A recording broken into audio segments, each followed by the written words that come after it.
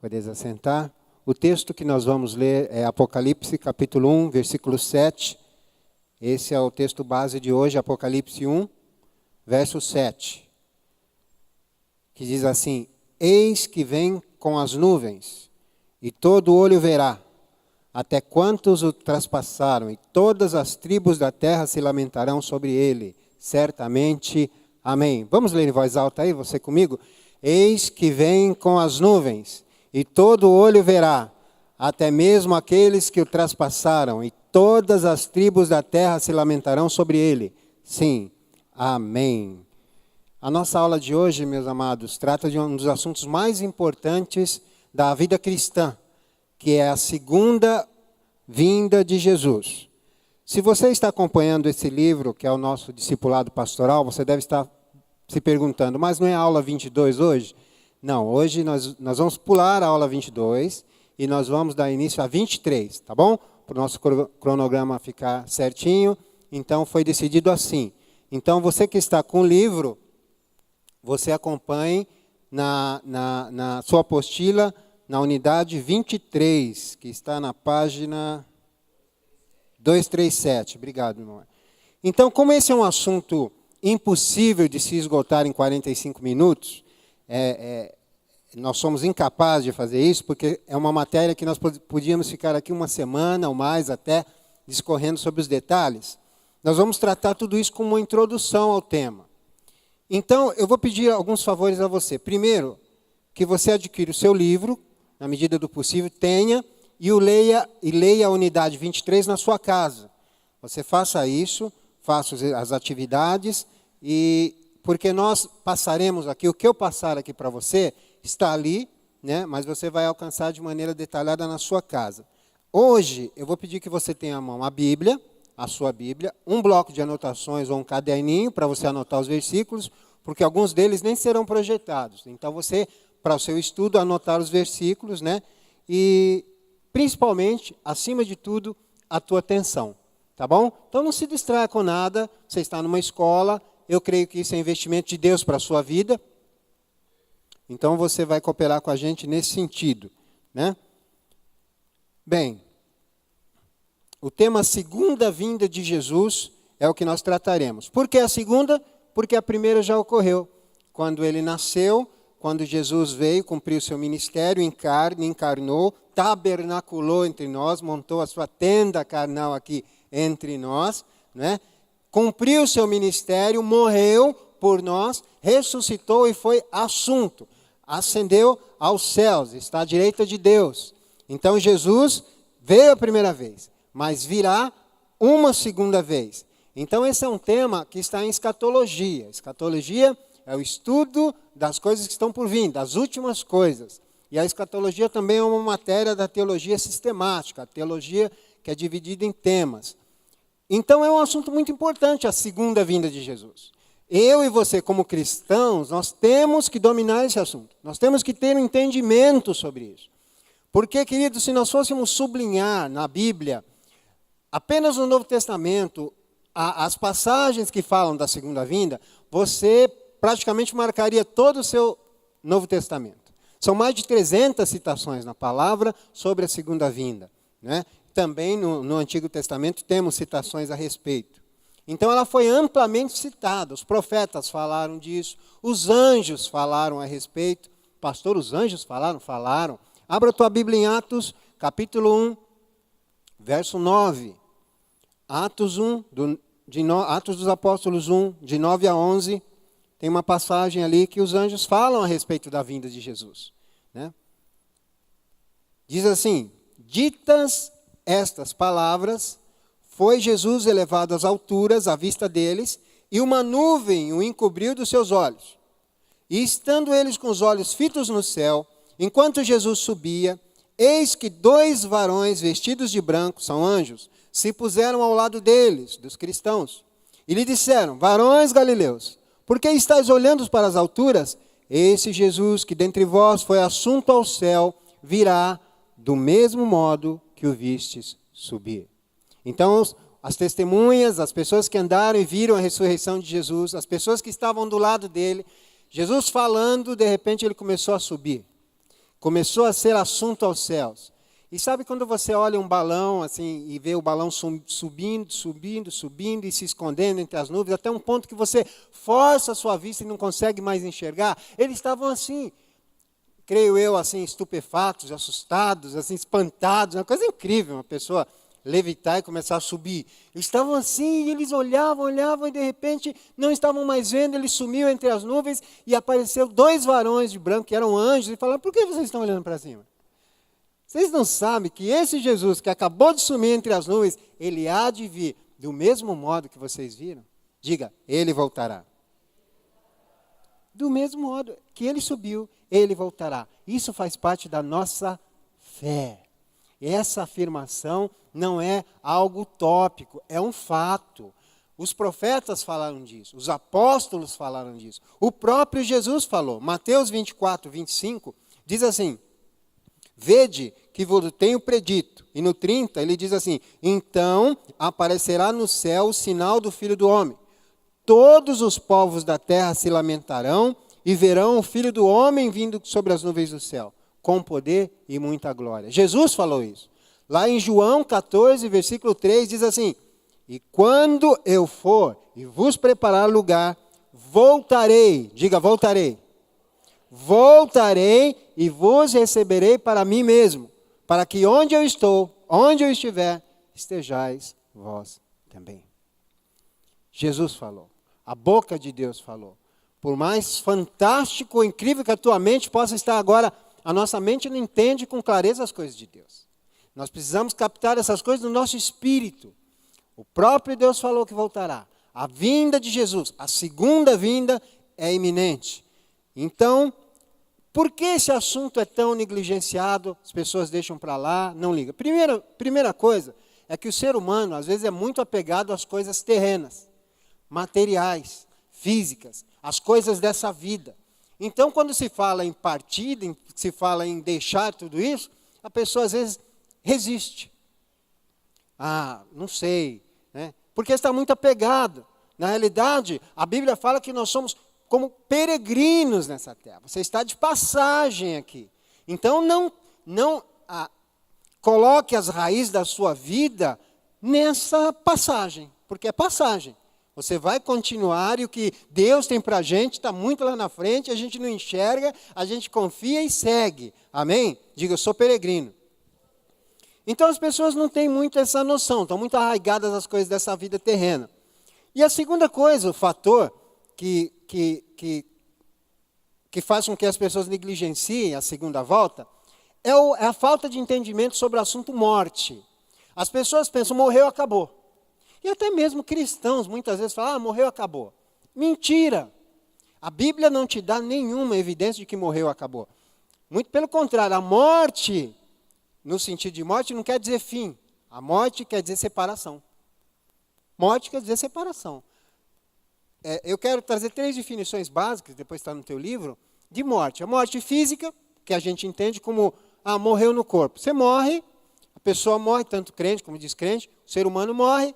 O que acontece? Uma separação entre o espírito da pessoa e o corpo. Separou. O corpo volta para o pó e o espírito, ele vai continuar a sua fase de existência de uma das 2 maneiras. Ou ele vai para o lugar, na presença de Deus, que a Bíblia chama de paraíso, e ali ele fica. O espírito não tem um corpo ainda, o corpo terreno ficou, a pessoa, o cristão, o que acontece quando ele morre então? Ele vai para a presença de Deus, esperando e aguardando o quê? Um corpo, que só acontecerá lá na frente, na ressurreição dos santos, no ato do arrebatamento. Então, preste atenção, há um lugar espiritual para aqueles que morrem em Cristo, que é o paraíso. Não existe evidência, preste atenção, sobre sono. Morreu, está dormindo, tranquilo. Esse sono espiritual, não existe evidência. Ainda que você ache algumas passagens no Antigo Testamento, a luz foi lançada, e a luz total de toda a palavra de Deus não está no Antigo Testamento, está em Cristo.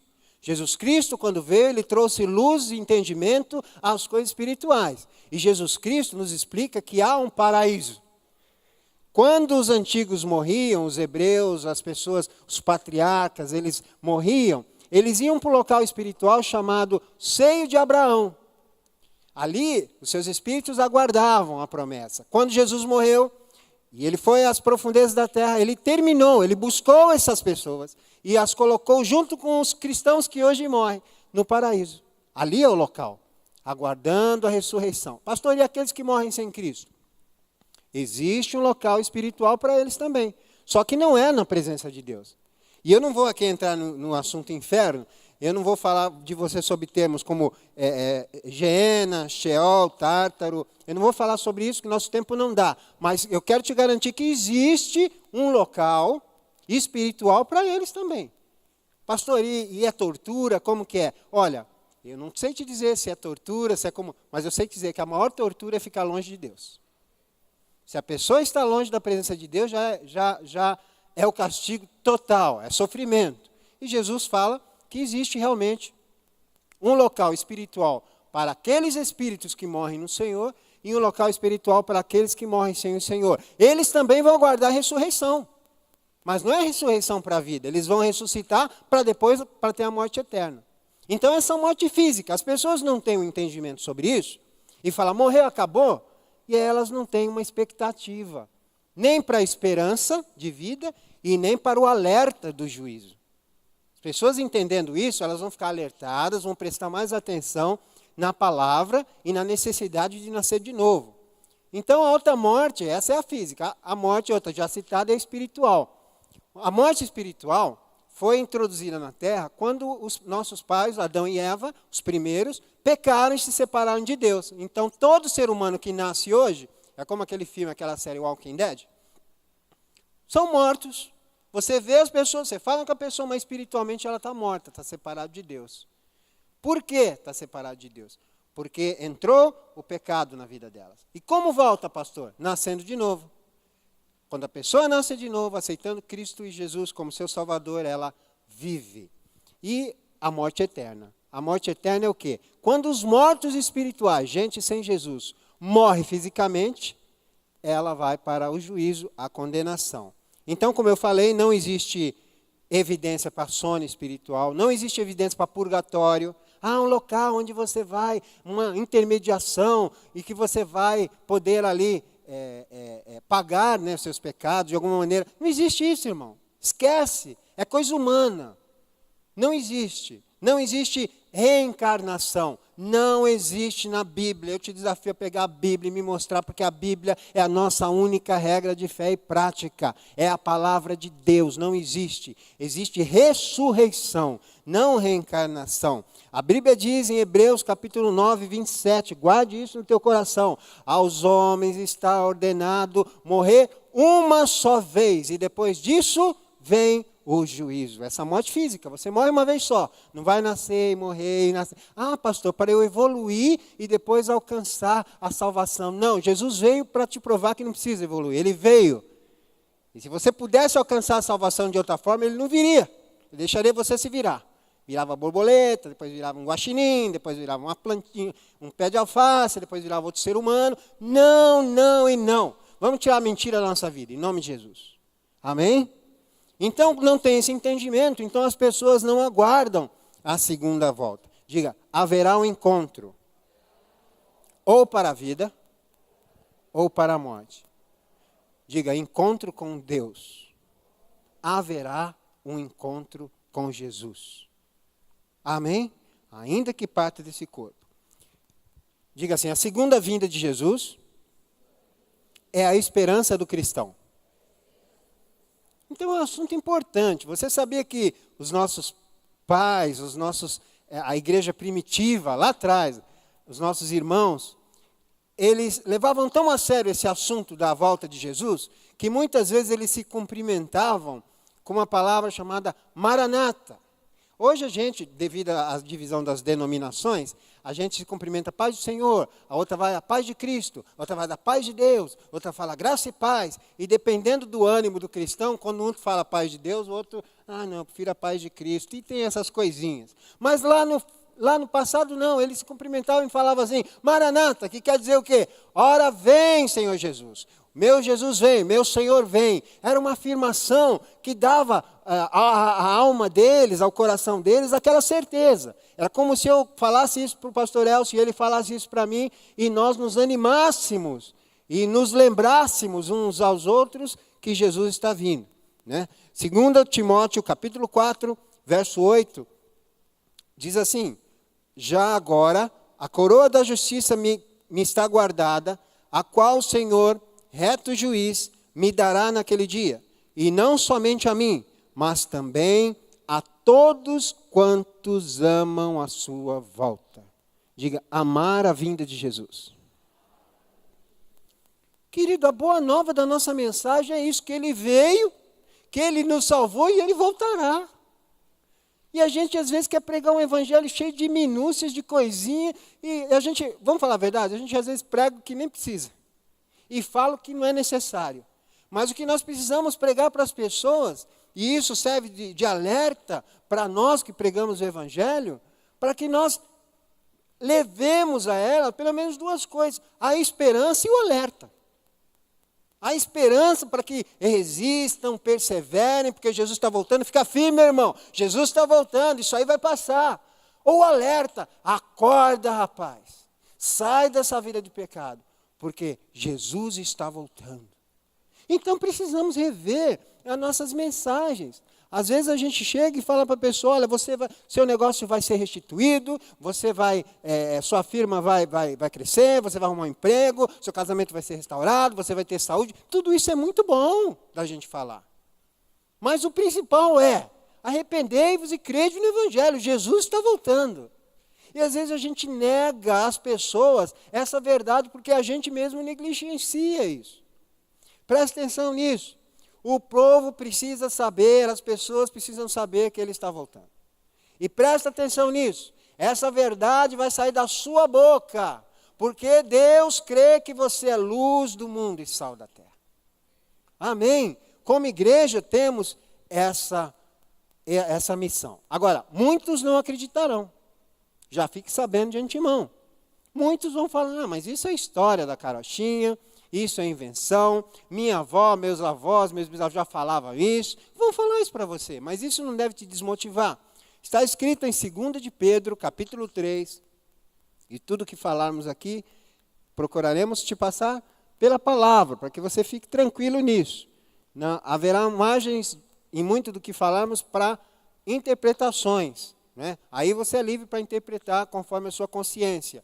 Mas vamos procurar trazer os fatos da palavra. E a Bíblia nos alerta que muitos não acreditarão.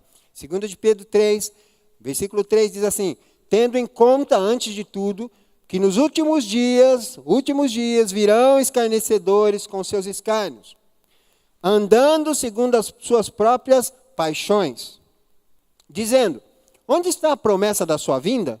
Porque desde que os pais dormiram ou morreram, todas as coisas permanecem como desde o princípio da criação. Agora no versículo 9, traz uma luz a isso. Não retarda o Senhor a sua promessa, como alguns a julgam demorada. Pelo contrário, Ele é longânimo para convosco, não querendo que nenhum pereça, senão que todos cheguem ao arrependimento. Então não é uma demora, é um ato de amor. Amém? Então nós, os cristãos, devemos saber: nosso Deus, nosso Senhor Jesus está voltando, e Ele não veio até agora, não é porque a promessa não existe, porque Ele ama e espera que as pessoas se arrependam. Quando essa segunda vinda se dará? Não sabemos. Não sabemos o dia nem a hora. Mateus 24, 35 diz assim: passará o céu e a terra, porém as minhas palavras não passarão. E o 36 diz: mas a respeito daquele dia e daquela hora, ninguém, diga ninguém. Ninguém sabe, nem os anjos do céu, nem o Filho, senão o Pai. Naquela época que Jesus disse isso, Ele estava como homem, Ele certamente não tinha essa revelação. Hoje Jesus é Deus, está lá assentado na sua glória, né? Creio que sabe, mas não compete aos homens marcar data. Então quando você vê alguém marcando uma data, é essa, é aquela, não creia. Simplesmente despreze isso, porque não sabemos. Agora, no versículo Mateus 24, no 42, diz assim: portanto, vigiai, Porque não sabeis o dia que vem o vosso Senhor. Digo, meu Senhor. 43 diz, mas considerai isso. Se o pai de família soubesse a que hora viria o ladrão, vigiaria e não deixaria que fosse arrombada a sua casa. Por isso, ficai também vós apercebidos, igreja. Porque a hora em que não cuidais, que não percebeis, o Filho do Homem voltará. Amém. Então nós não sabemos dia e horas, mas nós sabemos que existem os tempos, né? Os tempos. Querido, presta atenção. Os tempos, os sinais, para o mundo, para as nações, para as pessoas. A igreja, diga, eu, como igreja, devo esperar a vinda de Jesus para qualquer momento. Eu não preciso de sinal, porque eu já sou um crente. Quem é cristão aqui, crente em Jesus? Você não precisa de sinal. Sinal são para aqueles que ainda ficam assim, o tempo está chegando. Sinal. Nós sabemos que o princípio das dores, né, já começou. Né? Então ali na palavra de Deus tem algumas evidências dos tempos. Né? Guerras, falsos cristos, fome, tudo isso em Mateus 24 lá. Tá?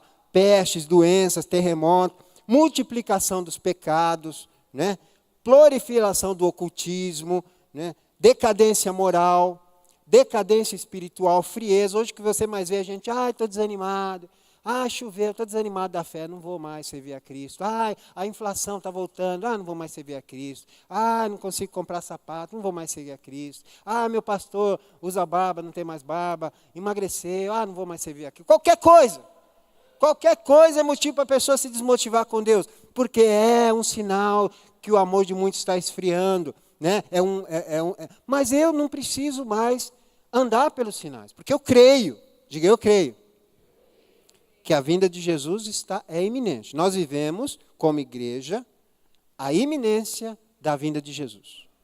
Pode ser agora, pode ser que você nem volte para casa agora, para a tua casa terrena, pode ser que nós todos voltemos para a nossa casa celestial. Que benção, que benção, que benção. Nós precisamos aprender e pedir ao Espírito Santo, Senhor, imprime em mim o amor e o desejo pela sua volta. Tira do meu coração as raízes nessa vida terrena. Por melhor que, se é bom aqui, irmão, imagina lá. O que os olhos não viram, os ouvidos não ouviram e nem subiu ao nosso coração. É isso que Deus tem preparado para aqueles que amam. Então ame a volta de Jesus, deseje. E para que Jesus voltará? Por que Ele voltará? Primeiro, para buscar os seus. Para buscar os seus. Ele prometeu, como lemos em João, que Ele voltaria para os seus. Segundo, Ele voltará para inaugurar o seu governo entre os homens. Porque Jesus tem um trono aqui. Agora você fala, não, mas eu não creio que Ele vai pisar nessa terra. Você não crê, mas que Ele vai. Porque a Bíblia diz que Ele vai. Nós vamos estudar mais na frente. Ele vai vir, Ele pisará aqui, Ele se assentará no trono dEle, destinado aqui. Ele governará essa terra aqui, mostrar para a gente que é um governo de verdade. Amém? Terceira coisa, Ele virá para restaurar Israel. Israel é a nação que será restaurada pelo próprio Messias. E em quarto lugar, Ele virá para trazer juízo. Diga, juízo. Julgamento e juízo a todas as pessoas. Ele virá. Queridos, lá em Lucas, não precisa abrir, mas se quiser anotar, em Lucas capítulo 4, um dia Jesus entrou na sinagoga e lhe foi permitido, como era dada a oportunidade às pessoas, de ler um texto da Torá, da lei dos profetas. Jesus pegou o pergaminho e leu Isaías 61. Está lá em Lucas 4, 18 e 19. E ele leu todo o trecho, mas ele não leu completo. Ele leu, permita-me falar aqui, Lucas 4, 18, 17. Então, lhe deram o livro do profeta Isaías e, abrindo o livro, achou o lugar onde está escrito: o Espírito do Senhor está sobre mim, pelo que me ungiu para evangelizar os pobres, enviou-me para proclamar libertação aos cativos, restauração da vista aos cegos, para pôr em liberdade os oprimidos. 19. E apregoar o ano aceitável do Senhor. Tendo fechado o livro, devolveu ao assistente, sentou-se e todos da sinagoga tinham os olhos fitos nele. Só que Jesus, quando leu isso, Isaías 61, ele suprimiu se você abrir lá a tua Bíblia em Isaías 61, você vai ver que ele tirou intencionalmente, creio eu, um pedacinho do que está escrito lá em Isaías 61. Está escrito tudo isso, mas ele tirou a parte do dia e o dia da vingança do nosso Deus. Está escrito em Isaías. Por que será que ele não leu? Porque o tempo em que Jesus estava ali, e ele iniciou ali, e nós vivemos aí, era o tempo da graça. Hoje é tempo de restauração, de cura, de libertação. O evangelho está sendo pregado hoje, libertando, curando, livrando. Amém? Jesus inaugurou o tempo da graça, a dispensação da graça.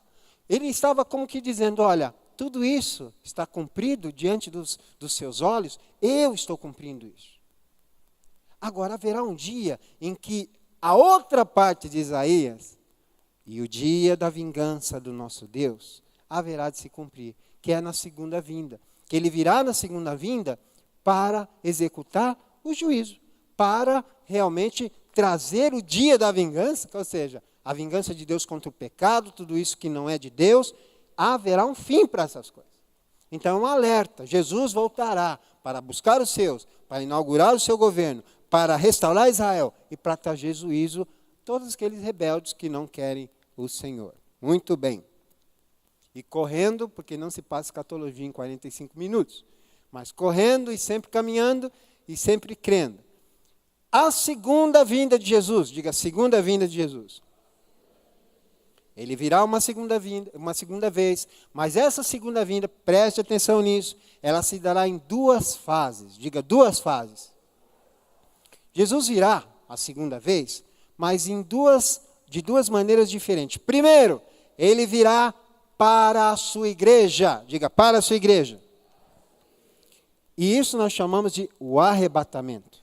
O arrebatamento será Jesus vindo, as pessoas na terra que não são do Senhor não saberão, não verão, será uma vinda invisível. Lembra que o anjo falou? Da mesma maneira que você viu ele sumir nas nuvens, ele vai voltar nas nuvens. Só que daquele dia, ninguém sabe a hora, pode ser agora, ele ficará oculto nas nuvens e num piscar de olhos, ele levará a sua igreja de uma maneira sobrenatural.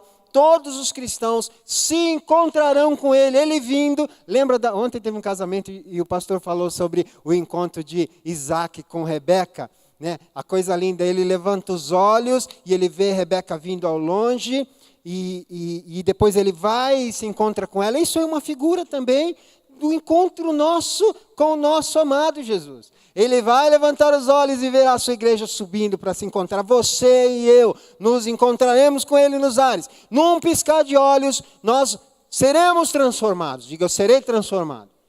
Esse corpo aqui, esse corpo carnal, ele ele se desfará, porque carne e sangue não podem herdar o reino de Deus. Ele será transformado num corpo glorificado. Como que é, pastor, um corpo glorificado? É um corpo espiritual, semelhante ao corpo de Jesus. Um corpo que não está sujeito às limitações da física ou da química, né? Pastor, o que ele faz? Também você quer que eu saiba tudo, né? Eu sei que eu acho que ele vai poder atravessar a parede, entrar porque Jesus fez isso um dia ali, a gente viu né? Eu creio que ele vai fazer um monte de coisa, levitar, porque Jesus também fez isso. Agora eu não vou especular, porque tem coisas que estão lá na frente que pertencem a Deus, eu vou saber quando estiver lá, mas será um corpo diferente, um corpo espiritual, né? Será a redenção e a salvação do seu corpo, porque quando você aceitou Jesus, seu corpo não foi salvo. Você ainda sofre gripe, você ainda tem dor nas costas, e a gente ora, e a dor na costa sai, depois você está com o dedão doendo, a gente ora, e vai, e melhora. E é assim nosso corpo vai criando uma ruguinha aqui, outra ali, a gente dá um jeitinho, e vai continuando, porque nosso corpo não foi salvo. Quando você aceita Jesus, o corpo não é salvo imediatamente, a alma, ela é salva gradativamente. Como minha alma e minhas emoções são salvas, pastor? Todo dia que você vem na igreja e você está na célula, ou você lê com outro cristão e lá na tua casa lê a palavra vai restaurando a tua alma. Então, é uma salvação gradativa. E o Espírito, quando você aceita Jesus, já está salvo. Amém? Você nasce de novo. Então, Paulo fala disso lá, quiser anotar, em Filipenses 3, 21, sobre a mudança do corpo, em Romanos 8, 23, redenção do corpo.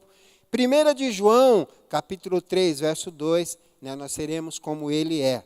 Mas tem dois versículos, dois textos grandes que falam do arrebatamento, gostaria de ler com vocês, né? 1 aos Coríntios, capítulo 15, 51 a 58. 1 aos Coríntios, capítulo 15, 51 ao 58. Diz assim: eis que vos digo o mistério. Nem todos dormiremos ou morreremos, mas transformados seremos todos. No momento, no abrir e fechar de olhos, ao ressoar da última trombeta, a trombeta soará, os mortos ressuscitarão incorruptíveis e nós seremos transformados. Diga glória a Deus. Porque é necessário que este corpo corruptível se revista da incorruptibilidade e que o corpo mortal se revista da imortalidade. Um corpo novo. E quando esse corpo corruptível se revestir da incorruptibilidade e o que é mortal se revestir da imortalidade, então se cumprirá a palavra que está escrita: tragada foi a morte pela vitória. Venceu. Vencemos a morte. Caminhamos mais um passo. Você vê que tem tanta coisa que vai acontecer ainda na nossa vida. E você está pensando que, minha vida, pastor, minha vida está difícil. Aí, continua, tem tanta coisa boa. A obra de Deus está apenas começando. Somos um embriãozinho nessa caminhada eterna com o Senhor. Amém? Vamos continuar. Onde está a morte, a tua vitória? Onde está a morte, o teu aguilhão? O aguilhão da morte é o pecado, e a força do pecado é a lei. E ambas foram retiradas, né? Ambas foram vencidas. 57. Graças a Deus, que nos dá a vitória por intermédio de nosso Senhor Jesus Cristo. Portanto, meus amados irmãos, sede firmes, sede inabaláveis, sede sempre abundantes na obra do Senhor, sabendo que, no Senhor, vosso trabalho não é vão. Tem essa esperança, tem essa esperança. E outro texto muito que nos ilustra e nos dá base para o arrebatamento, 1 aos Tessalonicenses, capítulo 4. Primeira carta de Paulo aos Tessalonicenses, capítulo 4, de 13 a 18. Não queremos, porém, irmãos, que sejais ignorantes com respeito aos que dormem, para não vos entristecerdes como os demais que não têm esperança. Muitos cristãos, quando parte alguém que ele ama, se desespera. Irmão, nós vamos chorar o que tivemos que chorar. Nós vamos sofrer o período de luto que tivermos que sofrer, é natural. Sentimos a falta daquele que partiu. Só que se a pessoa parte em Cristo, você tem que ter no teu coração a alegria da esperança. Porque não morreu. Porque não está numa boa. Está com o Senhor. Foi promovido à glória. Amém? Então, às vezes, nós nos deixamos levar para um sentimento que não é. Paulo alerta isso. 14 diz assim: pois se nós cremos que Jesus morreu e ressuscitou, assim também Deus, mediante Jesus, trará em sua companhia os que dormem. Ora, ainda vos declaramos por palavra do Senhor isto: nós, os vivos, que ficarmos até a vinda do Senhor, de modo algum precederemos os que dormem. Eles irão primeiro, né? Porquanto o Senhor mesmo, dada a sua palavra de ordem, ouvida a voz do arcanjo e ressoada a trombeta de Deus, descerá dos céus, e os mortos em Cristo ressuscitarão primeiro. Depois nós, os vivos, os que ficarmos, seremos arrebatados juntamente com eles, entre as nuvens, para o encontro do Senhor nos ares. E assim estaremos para sempre com o Senhor.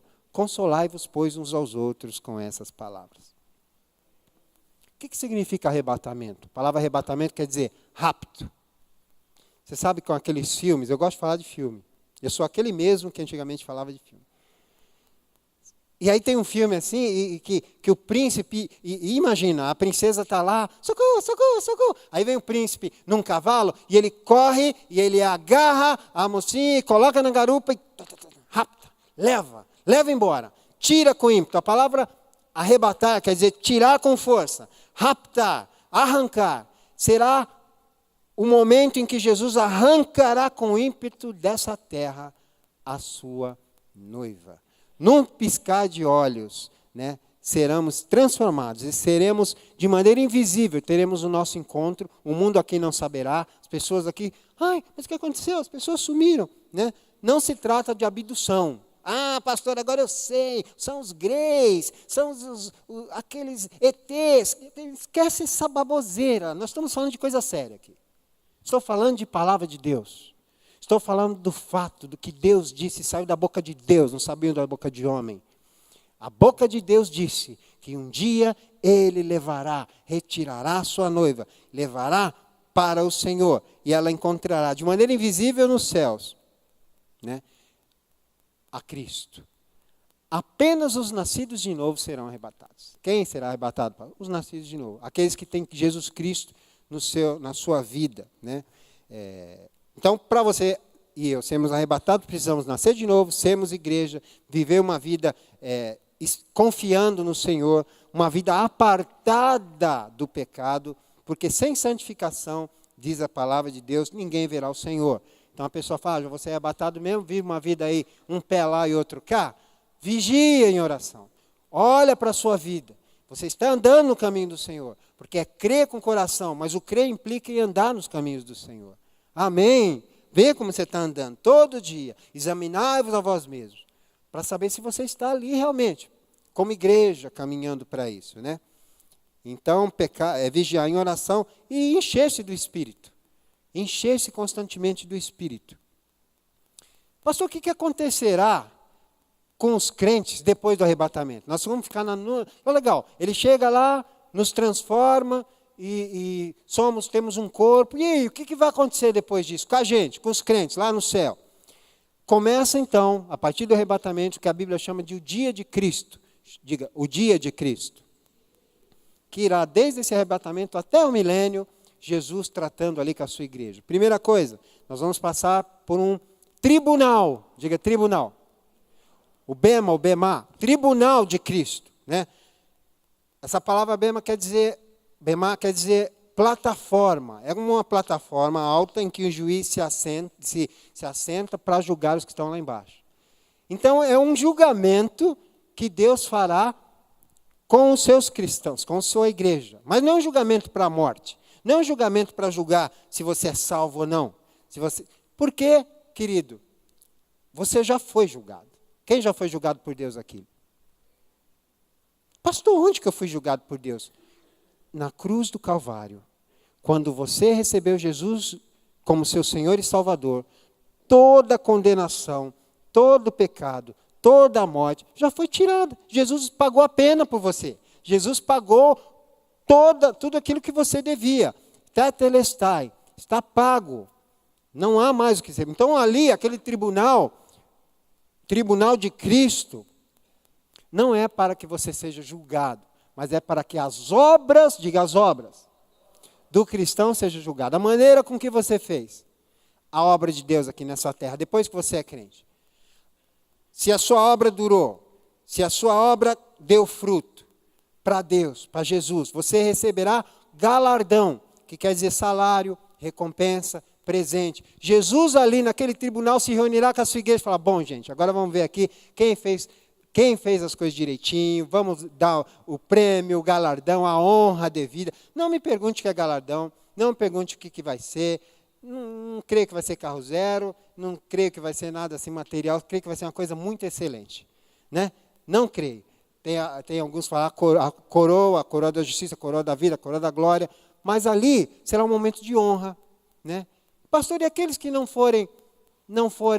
tiverem caminhado de uma forma, eu creio que ali as pessoas receberão um grau maior de honra, outros menores, mas todos estão salvos, todos estão com Cristo. Amém? Então esse será o dia, o Senhor vai julgar possivelmente o coração, a fidelidade que nós fizemos à obra, o caráter que nós fizemos, a verdade, se fizemos por interesse, se fizemos com alegria, se fizemos com a motivação correta, todas essas coisas serão colocadas às claras, né? Como você conduziu a sua célula, como eu conduzi o meu ministério, é assim, e ali estaremos passando pelo tribunal. Estou falando da igreja ali com Cristo, o que nós estaremos fazendo? A Bíblia diz em 2 Coríntios, capítulo 5, versículo 10, porque importa que todos nós compareçamos perante o tribunal de Cristo. Todos nós ali, Paulo está falando da igreja.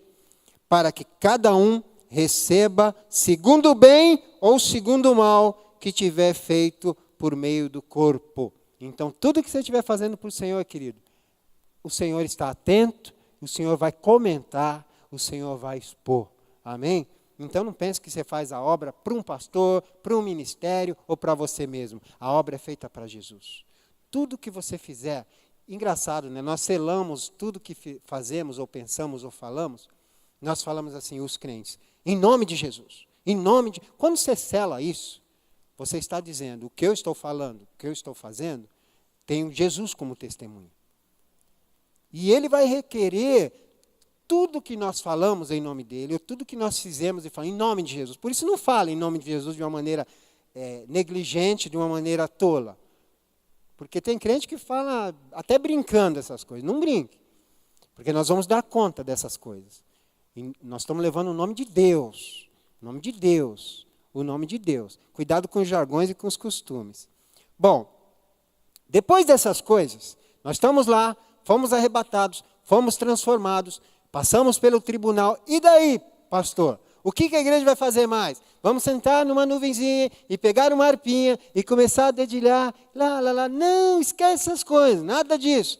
Nós vamos ali para um grande jantar, e um grande cerimonial e uma grande festa. É festa! Nós vamos para uma festa. E nós vamos lá e nós vamos aproveitar essa festa. A festa de casamento, a maior festa de casamento do universo. Aí você fala, mas eu nunca vi isso na Bíblia. Mas está escrito na Bíblia. Apocalipse capítulo 19 diz assim, a partir do verso 7. Alegremo-nos, exultemo-nos, rendemo-lhes a glória, porque são chegadas as bodas do Cordeiro, cuja esposa a si mesmo já se ataviou. Pois lhe foi dado vestir-se de linho finíssimo, resplandecente e puro, porque o linho finíssimo são os atos de justiça dos santos. Então ele me falou, o anjo, escreve, bem-aventurados aqueles que são chamados à ceia das bodas do Cordeiro. E acrescentou, são estas as verdadeiras as palavras. Diga, essas palavras são verdadeiras. Pastor, nós vamos ter uma festa no céu. Porque ali, a festa de casamento, oficialmente, a igreja, eu e você, deixaremos de ser a noiva do Cordeiro, para ser esposa do Cordeiro. Esposa de Jesus, mesma essência, assim como seremos um com Ele, de maneira oficial, e aí será uma festança, e aí será um momento de alegria. Pastor, eu acho que nós não vamos nos conhecer uns aos outros lá. Eu não vou conhecer o senhor não vai me conhecer. Essas dúvidas surgem mesmo, mas eu creio o contrário. Eu creio que nós nos conheceremos sim, porque serei semelhante a Jesus. Amém? Jesus, será que se lembra o que aconteceu aqui na terra? Sim. Ele lá, será que ele lembra? Lembra. Lembra quem é Pedro? Lembra. Lembra, ele não ficou com amnésia. Né? Nós não levaremos nada do que é ruim, mas tudo que é bom será de uma maneira grandiosa, crescerá e será amplificado tudo que é bom. A consciência, o nível espiritual. Então, a Bíblia diz em Mateus 8:11 que nós nos assentaremos com Abraão, com Isaac e com Jacó numa mesa. Agora, como que eu vou saber que o cara que está do meu lado é o Abraão? Como que eu vou saber que ele é o Isaac ou é o Jacó? E como ele vai saber que eu sou o Raimundo? Imagina Paulo não me conhecer. Está brincando, irmão. Me conhecerá. Falou, Raimundo, e o filme lá? Falei, menos, Paulo. Vamos comer. E aí, nós estaremos com o Senhor. Mas, querido, presta atenção aqui. Tem que correr. E na terra, no momento que nós estivermos lá, falei do arrebatamento, falei, o que vai estar rolando aqui na terra? O que está acontecendo aqui na terra? Nesse momento, em que a igreja for retirada, aqui na terra começará um período negro, triste, de trevas, chamado da grande tribulação. Por quê? Porque o anticristo, o homem do pecado, a encarnação do diabo, ele vai se manifestar nessa terra de maneira agora livre. A Bíblia diz que quem está detendo o espírito dele já está começando a influenciar muita gente aí. João diz que o espírito do anticristo já está rolando aí, pegando as pessoas que não têm Deus. Mas ali será uma maneira livre, ele atuará de uma... Todos e a maioria dos desejos do diabo vão ser cumpridos aqui. Será um tempo de governo dele na terra. Terrível. Por quê? Quem está segurando a atuação do anticristo hoje na terra? Diga, o Espírito Santo. Quem está segurando o diabo e a mão do diabo na terra é o Espírito Santo. E esse Espírito Santo habita dentro de você. Por isso eu não compreendo como um crente nascido de novo, que vai na igreja muitos anos, escuta a palavra e tem medo do diabo. E tudo que acontece na vida dele, o inimigo está furioso comigo, é o inimigo me fez fazer isso, quer dizer que ele é o teu senhor se ele te fez fazer isso. Quem me faz fazer as coisas chama-se Deus Todo-Poderoso, ele dirige a minha vida. Amém? Para de falar que o diabo te fez fazer as coisas, assume tua culpa e se arrepende. Porque foi o mesmo conceito de Eva, né? Foi o diabo. Aí o marido, foi a Eva. Ninguém assumia. Mas nós sabemos que através do arrependimento e a mudança que vem a cura. Agora, você tem o Espírito Santo de Deus. O diabo não pode deter o poder e a glória que tem na sua vida. Você tem luz de Deus dentro de você. Agora, quando a igreja for arrebatada, o Espírito Santo com ela, a atuação do Espírito Santo aqui na terra deixará de segurar. É isso que segurar o diabo. Segundo aos Tessalonicenses, capítulo 2, segundo aos Tessalonicenses 2, versículo 6, diz assim, até o 8. E agora, sabeis o que o detém, para que ele seja revelado somente em ocasião própria. Com efeito, o mistério da iniquidade já opera e aguarda somente que seja afastado aquele que agora o detém. Então, será de fato revelado o iníquo, a quem o Senhor Jesus matará com o sopro da sua boca e o destruirá pela manifestação da sua vinda. Então, o arrebatamento será um ato de misericórdia com a igreja. Jesus tirará a igreja desse momento negro. Algumas pessoas creem, aí tem algumas correntes da teologia, de teólogos, tem os pré-tribulacionistas, os mid-tribulacionistas, os pós-tribulacionistas. Os pré, entre os quais eu me incluo, creem que a igreja será levada e será livre desse momento de trevas. Os mid-tribulacionistas creem que a igreja passará um período e os pós creem que a igreja passará toda a tribulação. Mas eu creio que, naquela palavra que Deus diz à igreja de Filadélfia, Apocalipse 3, 10 e 11 diz, porque guardaste a palavra da minha perseverança, também eu te guardarei da hora da provação que há de vir sobre o mundo inteiro. Então eu creio que se Deus livrou Noé e a sua família na arca do dilúvio, livrou Raabe e sua família da destruição de Jericó, eu creio que o Senhor tirará e livrará a igreja fiel, a igreja dele, desse momento de trevas, que será um momento de domínio do diabo, em que as pessoas serão mortas, torturadas, destruídas, envergonhadas. Ali se manifestará a trindade satânica, porque o diabo imita a Deus. Trindade satânica, o dragão, a serpente, que é o diabo, imitará a Deus, o anticristo imitará Jesus Cristo e o falso profeta imitará o Espírito Santo, e eles tentarão implantar um governo de 7 anos. A Bíblia diz em Daniel, capítulo 7, 8, e o 9, 27, no 7 e 8, que será um tempo de 7 anos, em que ele tentará dominar a terra. Bom, nos primeiros 3 anos e meio, o anticristo fará uma aliança com Israel, ele se mostrará ao mundo como aquele que é um grande administrador, será admirado, será querido, as pessoas realmente olharão para ele e serão seduzidas por esse homem do pecado. Mas depois dos 3 anos e meio, que começará realmente a grande tribulação, ele se revelará como ele realmente é. Ele desejará ser adorado, ele reivindicará para si o que pertence unicamente a Deus, que é a adoração. E aí, querido, exatamente nesse período, após esse período de 7 anos, Jesus voltará e acertará as contas com esse iníquo. Aí se dará a segunda fase da segunda vinda de Jesus. Diga, a primeira fase é o encontro de Jesus com a sua igreja nos ares, de maneira invisível. Apenas a igreja verá, ele não pisará na terra. Ali, o encontro, nós seremos transformados, nós passaremos pelo tribunal do julgamento das obras dos cristãos e nós passaremos pelas bodas do Cordeiro, ali. Mas aqui na terra, o anticristo se manifestará, passará o período da grande tribulação e de trevas, mas então se dará a fase final da segunda vinda de Jesus. Ele virá e se manifestará para todo o mundo. Para todo mundo. E ele voltará, aí sim, com a sua esposa, A noiva não é mais noiva, já é esposa. Ele voltará com a sua igreja, a sua esposa, com os anjos, e todo olho verá. A Bíblia diz ali em Mateus 24, 27, porque assim como o relâmpago sai do oriente e se mostra no ocidente, assim há de ser a vinda do Filho do Homem.